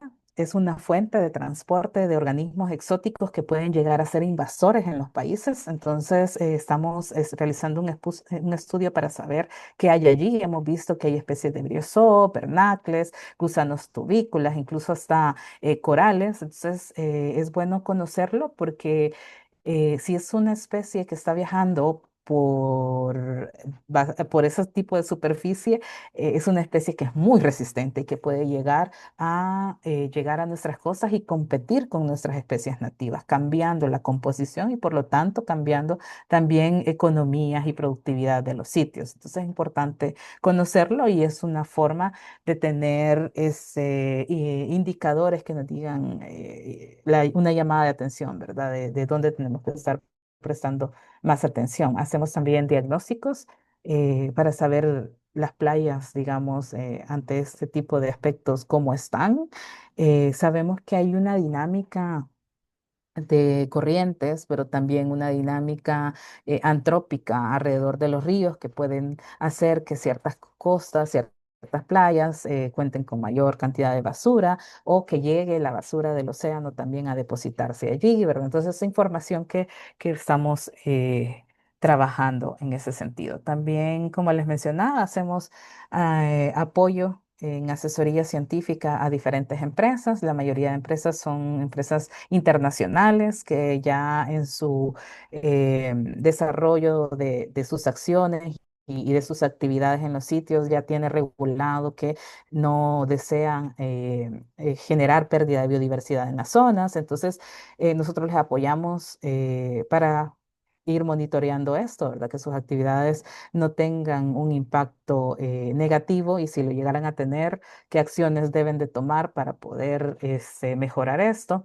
Y monitoreamos diferentes aspectos. Quizás este es uno de los proyectos que nosotros ejecutamos eh, que más componentes evaluamos, desde el componente marino, conventos, tortugas marinas, peces de arrecife, mamíferos marinos, calidad de agua, plancton, hasta componentes terrestres, porque sabemos que hay una dinámica cuenca-costa, ¿verdad? Que hay que tener en valoración. Entonces allí se analiza mortalidad de aves, mortalidad de mamíferos voladores, avifaunas, mamíferos terrestres, ¿verdad? Entonces hay una gran gama y que este es uno de los proyectos que más especialistas están vinculados, pero también tenemos otros proyectos dirigidos solo para la costa, como por ejemplo el de ADN ambiental. Esta es una técnica que se va a empezar a implementar para los monitoreos que nosotros realizamos. Es una técnica menos invasiva, ¿verdad? No necesitamos en sí colectar a veces los organismos, entonces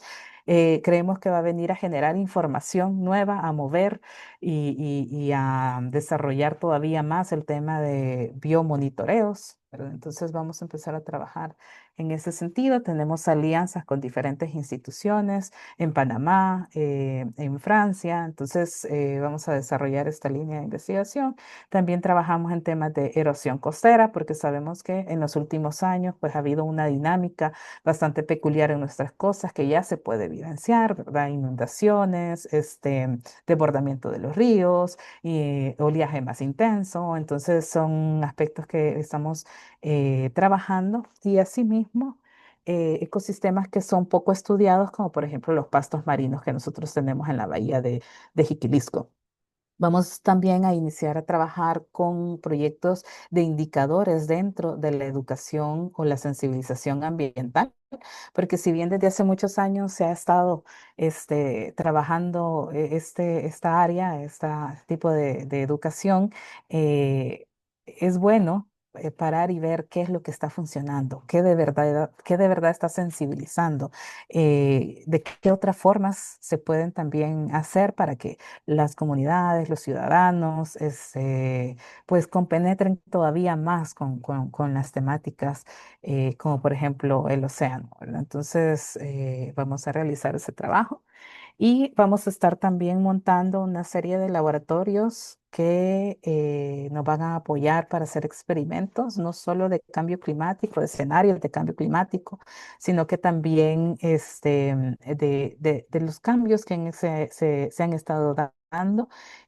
no solo negativos, sino que también, por ejemplo, si nosotros declaramos un área marina protegida, ¿qué efectos está teniendo esa área marina protegida? ¿Está funcionando ese instrumento? Si vamos a tomar una acción de conservación, ¿cómo funciona esa acción de conservación? ¿Verdad? No solo es de decir lo vamos a hacer, es de darle un seguimiento y ver si se puede mejorar en el tiempo, si ha tenido un impacto positivo. Entonces, este tipo de laboratorios de ecología, de biología molecular, de calidad ambiental, experimental y de oceanografía nos van a permitir dar apoyo también en este tipo de investigaciones.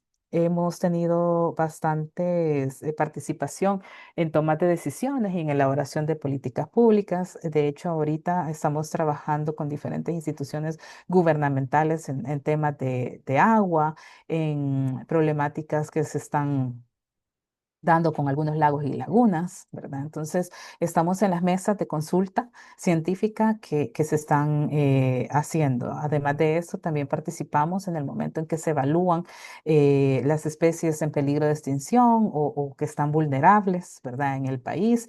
Entonces, gracias a la información que nosotros tenemos a través de los monitoreos o de los experimentos científicos, podemos compartir la información para que se tomen decisiones, ¿verdad? A nivel también público, porque al final son las evidencias que se necesitan, ¿verdad? Entonces, justamente en eso vamos encaminados. También compartimos el diálogo con los tomadores de decisión, ¿verdad? En cualquier tipo de escenario donde no sea consultado, pues nosotros lo estamos siempre llamados y siempre estamos dispuestos a participar porque los datos deben de ser abiertos, los datos que nosotros generamos son justamente para esto, ¿verdad? Para que se tomen las decisiones. Y de hecho, estuvimos colaborando también en la generación de la información para que el área de Punta Mapala, Maculis, fuera declarada área marina protegida. Es un área de arrecifes muy poco explorada y nuestras investigaciones, pues casi que eran las únicas con las que se contaban en esa zona, porque tenemos monitoreo desde mucho antes de que esta haya sido declarada. También gracias a las publicaciones científicas que realizamos en torno a los arrecifes, se pudo crear un fondo dirigido a la investigación y la conservación de los arrecifes en el país, el cual está siendo administrado por FIAES. Entonces, esta información es justamente para eso, ¿verdad? Para transformar, tomar decisión, justificar que se requieren ese tipo de acciones. Pero como les mencionaba, no solo para los tomadores de decisión, no solo para eh, los adultos, los adultos dentro de la ciudadanía, sino que también nosotros trabajamos para niños y jóvenes y tratamos de difundir la información inmediatamente. Nosotros, al realizar artículos científicos, al publicar artículos científicos que van para nuestros pares científicos de la región y del mundo, también lo divulgamos con los tomadores de decisión, pero nos vamos también a publicar materiales para los niños, para que los niños sepan inmediatamente los descubrimientos que se están haciendo en el mar y en la costa de nuestro país, ¿verdad? Entonces, que no sean los últimos en enterarse, sino que más bien que se estén enterando simultáneamente, ¿verdad? Porque entre más conocimiento vayamos teniendo prontamente, pues las transformaciones y las decisiones y el pensamiento crítico pues se va formando a tiempo. También trabajamos colaborativamente con instituciones internacionales. Por ejemplo, recientemente publicamos este white paper donde damos recomendaciones en torno a la restauración de manglares, la conservación de estuarios, y lo hicimos a nivel regional, donde científicos nos sentamos, discutimos cuáles deberían ser esas recomendaciones y elaboramos este documento que tiene como objetivo contribuir justamente a este tipo de iniciativas que se tienen entre los países, porque sabemos que los ecosistemas, pues no es que estén aislados, las especies no es que solo o que tengan una nacionalidad, sino que más bien hay una interacción regional importante y por lo tanto hay que tener un diálogo a ese nivel también para tomar las decisiones y dar las recomendaciones. Pertenecemos a diferentes redes a nivel internacional, lo que nos permite mantenernos enterados, dar nuestra información, conectar y analizar también a nivel regional. Esto en temáticas de arrecifes, en temáticas de especies exóticas, en temáticas de eventos en playas, ¿verdad? Entonces tenemos ese tipo de actuar para mantenernos actualizados, comunicados también y pues también participamos en políticas ambientales globales. Estuvimos, como un ejemplo, estuvimos participando y dándonos la información generada en el Congreso de One Ocean Science, que se acaba de hace como 7, 8 días, que acaba de desarrollarse en Francia, y ahí los diferentes científicos, fuimos alrededor de 2.000 científicos que compartimos la información generada en nuestros países para generar recomendaciones a los políticos que se reunían la semana siguiente en la Conferencia de las Naciones Unidas dedicada a el océano, ¿verdad? Entonces ahí se dieron 10 recomendaciones, como les mencionaba,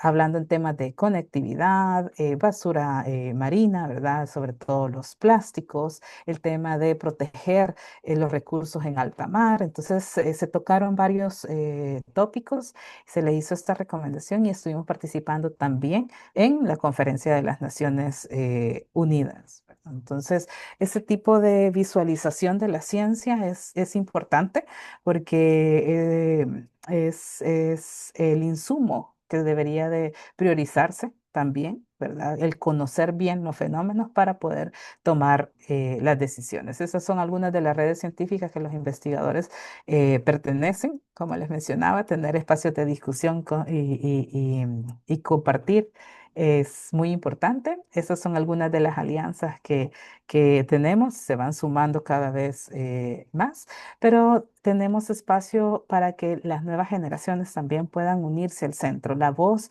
de los jóvenes es importante. Ya lo discutían, ¿verdad? Que es justo que conservemos y que los recursos sean para todos y que entre generaciones podamos tener la misma disponibilidad de estos recursos, ¿verdad? Por eso es que conservar es tan importante y por eso abrimos estos espacios a estudiantes, ya sean como pasantes, que son 17, 18 años, jóvenes que ya se encuentran en una carrera, no necesariamente tiene que ser una carrera científica, ¿verdad? La verdad es que en tema de océano, en tema de conservación, lo podemos hacer desde cualquier carrera, ¿verdad? Entonces, estamos abiertos a contactos y poder trabajar colaborativamente por la conservación de los océanos. Y con esto cierro mi presentación y agradezco la atención. Quedo atenta si tienen dudas, preguntas o comentarios que podamos compartir. Muchas gracias, Joana. Realmente estamos llenitos de información. Aquí hay varios términos a los que nos exponemos por primera vez y eso también es muy interesante. Yo creo que puedo aportar un poquito en cuanto a las dimensiones culturales del cangrejo, esta percepción social que viene un poco desde la identidad nahua. En los mitos nahuas, el cangrejo es una figura importante, es un elemento que ayuda a Taluk, que es el dios de la lluvia que conocemos como Tlaloc por nuestra influencia azteca. Y el cangrejo es uno de los ayudantes de los señores de la lluvia para la fabricación de las nubes. Ahí hay un Wow, componente, sí, un componente porque tal vez no conservamos, las comunidades indígenas conservan parte de este relato. Digamos que aunque a nivel general como sociedades no conservemos el mito, sí conservamos esa apreciación por la figura del animal que teníamos en alta estima porque de él sí. dependía que nuestro ciclo de vida estuviera activo. Uy, me Ah, encanta eso. Y tiene el contacto con quién pudiera hablar al respecto, porque estábamos haciendo este estudio que le menciono para ver el aspecto cultural sí. y ya me comentaban pues a nivel mesoamericano y de hecho en el Museo de Historia Natural acá en El Salvador hay algunos artículos como platos que tienen dibujados el cangrejo, ¿verdad? Entonces nos interesa mucho saber unir la disciplina, ¿verdad? Para que el conocimiento se integre. Sí, claro que sí. Por ahí conocemos quienes han investigado un poco la oralidad propia de la mitología náhuatl y ellos tienen muy clara esa figura del cangrejo como está protagonizando. Perfecto, muchísimas gracias. Gracias a usted. Y por ahí sí que a mí se me quedaba una pregunta, Ujú. dos preguntas. ¿Cuáles son en los ecosistemas corales, cuáles son las especies que pueblan esos ecosistemas? Es decir, además de los propios corales, ¿qué otras especies son las que mantenemos protegidas a través de la protección de los corales? Esa es, Realmente, sí, sí, dígame. es que la segunda pregunta quizás la lanzo de una vez, por si acaso Ujú, están relacionadas. ujú. Un bosque de coral negro, ¿cuáles son sus características? Gracias. Perfecto, sí. Bueno, los corales son como una especie sombría que podrían o están siendo utilizados para proteger en sí el ecosistema. Los ecosistemas pueden ser el arrecife de coral, que es aquel ambiente que sí tiene presencia de corales constructores de arrecife, pero posee más de dos especies. Entonces a eso le llamamos arrecife de coral. Y el arrecife rocoso es aquel que pueda tener comunidades biológicas, como por ejemplo gorgonias, ¿verdad? Que son los corales abanico, puede tener, pero no se les considera constructores de arrecifes porque no depositan carbonato de calcio en el fondo, ¿verdad? Entonces tienen sus categorías por el nombramiento, pero también pueden tener comunidades coralinas, como por ejemplo la de Porites lobata, que también tenemos en los góbanos. Nos ayuda a identificar los ambientes. Sin embargo, en estos ecosistemas se desarrolla una gran cantidad de vida y de hecho, por lo menos el 70% de las especies es...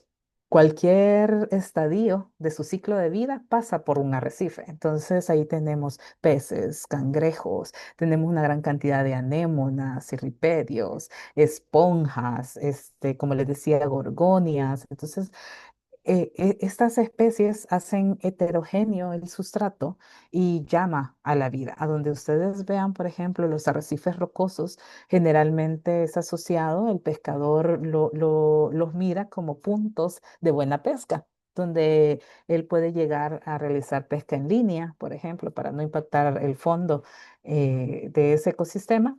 Y son de los ecosistemas más ricos en cantidad de especies que hay.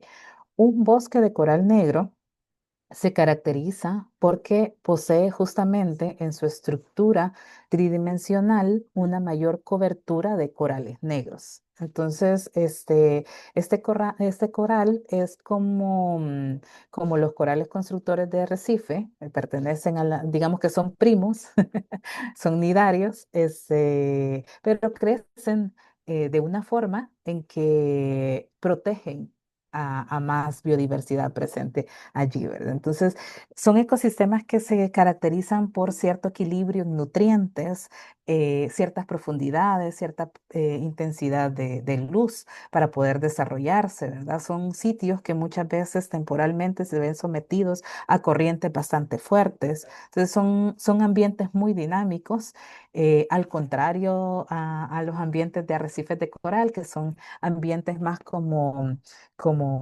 de menos corriente, tienden a verse como sitios más tranquilos, digamos, de alguna forma en su dinámica de corrientes, ¿verdad? Entonces, tienen diferentes características y todos esos están en la costa salvadoreña.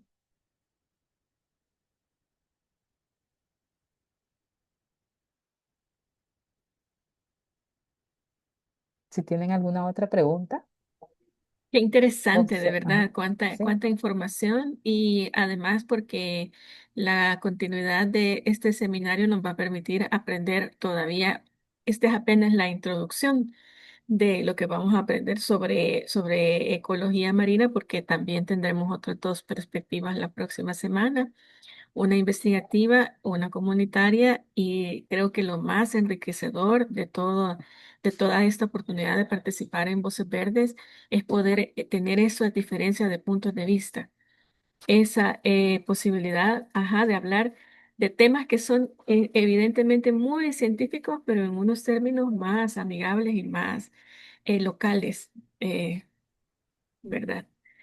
Sí, queda abierto el espacio, unos minutitos, si alguien quiere saber un poquito más sobre estas especies de las que nos habló Joana o la investigación que están haciendo.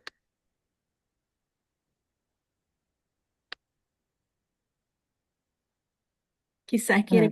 Sí, Ajá. adelante. En el centro tenemos una gran gama de proyectos, digamos, de investigación dedicados a muchas áreas. Esto fue una lluvia y tal vez no profundicé en ninguno de ellos tanto, ¿verdad? En tanta la información que hemos generado, pero sí nos gusta mantener un diálogo con la sociedad. Ustedes nos pueden seguir en redes sociales, ustedes pueden ver allí las actualizaciones que mantenemos sobre las investigaciones, tanto de cuando sacamos un artículo científico como un comunicado social de la ciencia, ¿verdad? También hacemos difusión a través de diferentes periódicos en artículos de opinión o en artículos para niños, ¿verdad? Para poder conversar sobre las informaciones que nosotros vamos generando dentro de los proyectos. Em, Sí me parece importante, como bien se mencionaba, que el diálogo vaya cambiando. No es igual el diálogo que nosotros tenemos entre científico y científico a un diálogo que pueda darse con la sociedad o a nivel técnico. Entonces, yo creo que tenemos que llegar a esas fronteras y poder tener un vocabulario, una forma de conversar que nos permita entre todos tomar decisión y comprendernos también entre todos, porque no se trata de separar los sectores, sino que más bien que nosotros nos unamos y que veamos la importancia que tiene el océano y la priorización de actividades que son de interés para todos, ¿verdad? Ujú. Sí, claro que sí. Por ejemplo, yo, mientras usted platicaba, yo pensaba, aquí el sector pesquero seguramente tiene un amplio interés en la salud de los ecosistemas marinos y el sector turístico en el sentido de generar estas alianzas y estas redes de un ecoturismo sostenible. Entonces, Justamente. Mm. sí, que evidentemente se trata de eso, de trabajar un poco en conjunto y en red de forma transversal. Barregina nos pide si hay alguna investigación que al respecto que pudiera compartir. Y yo en ese sentido creo que lo que nos acaba de mencionar es importante, pero las redes donde podemos seguirle y saber un poquito más de esas investigaciones que hace. Sí, nosotros mantenemos actualizadas las redes sociales. Nos puede buscar como Centro de Investigación Marina y Limnológica en Facebook, pero también como CIMARIL UFG en Instagram, ¿verdad? Y bueno, también tenemos varias publicaciones de difusión de la ciencia en la revista digital Disruptiva, que es una revista que también es editada acá en la Universidad Francisco Gaviria. Genial, muchas gracias. No, con muchísimo gusto y gracias por el espacio y permitirme conversar un poco sobre los proyectos que tenemos acá en el centro. Muchas gracias, Joana, y muchas gracias también a todas las personas que estuvieron hoy asistiendo, nutriendo este diálogo y siendo parte del encuentro de Voces Verdes. Este es el cierre de nuestra sesión de hoy y por supuesto que les invitamos a estar presentes en la última sesión en la que, como les mencionaba, hablaremos un poco de los recursos de la biosfera, desde la perspectiva de de la contaminación, la pérdida de la biodiversidad y la crisis planetaria, con dos ponentes que nos hablarán igualmente desde el punto de vista científico y desde el punto de vista comunitario de la protección de ecosistemas, principalmente marinos. Así que muchas gracias y esperamos que disfruten de una buena tarde. Nos vemos.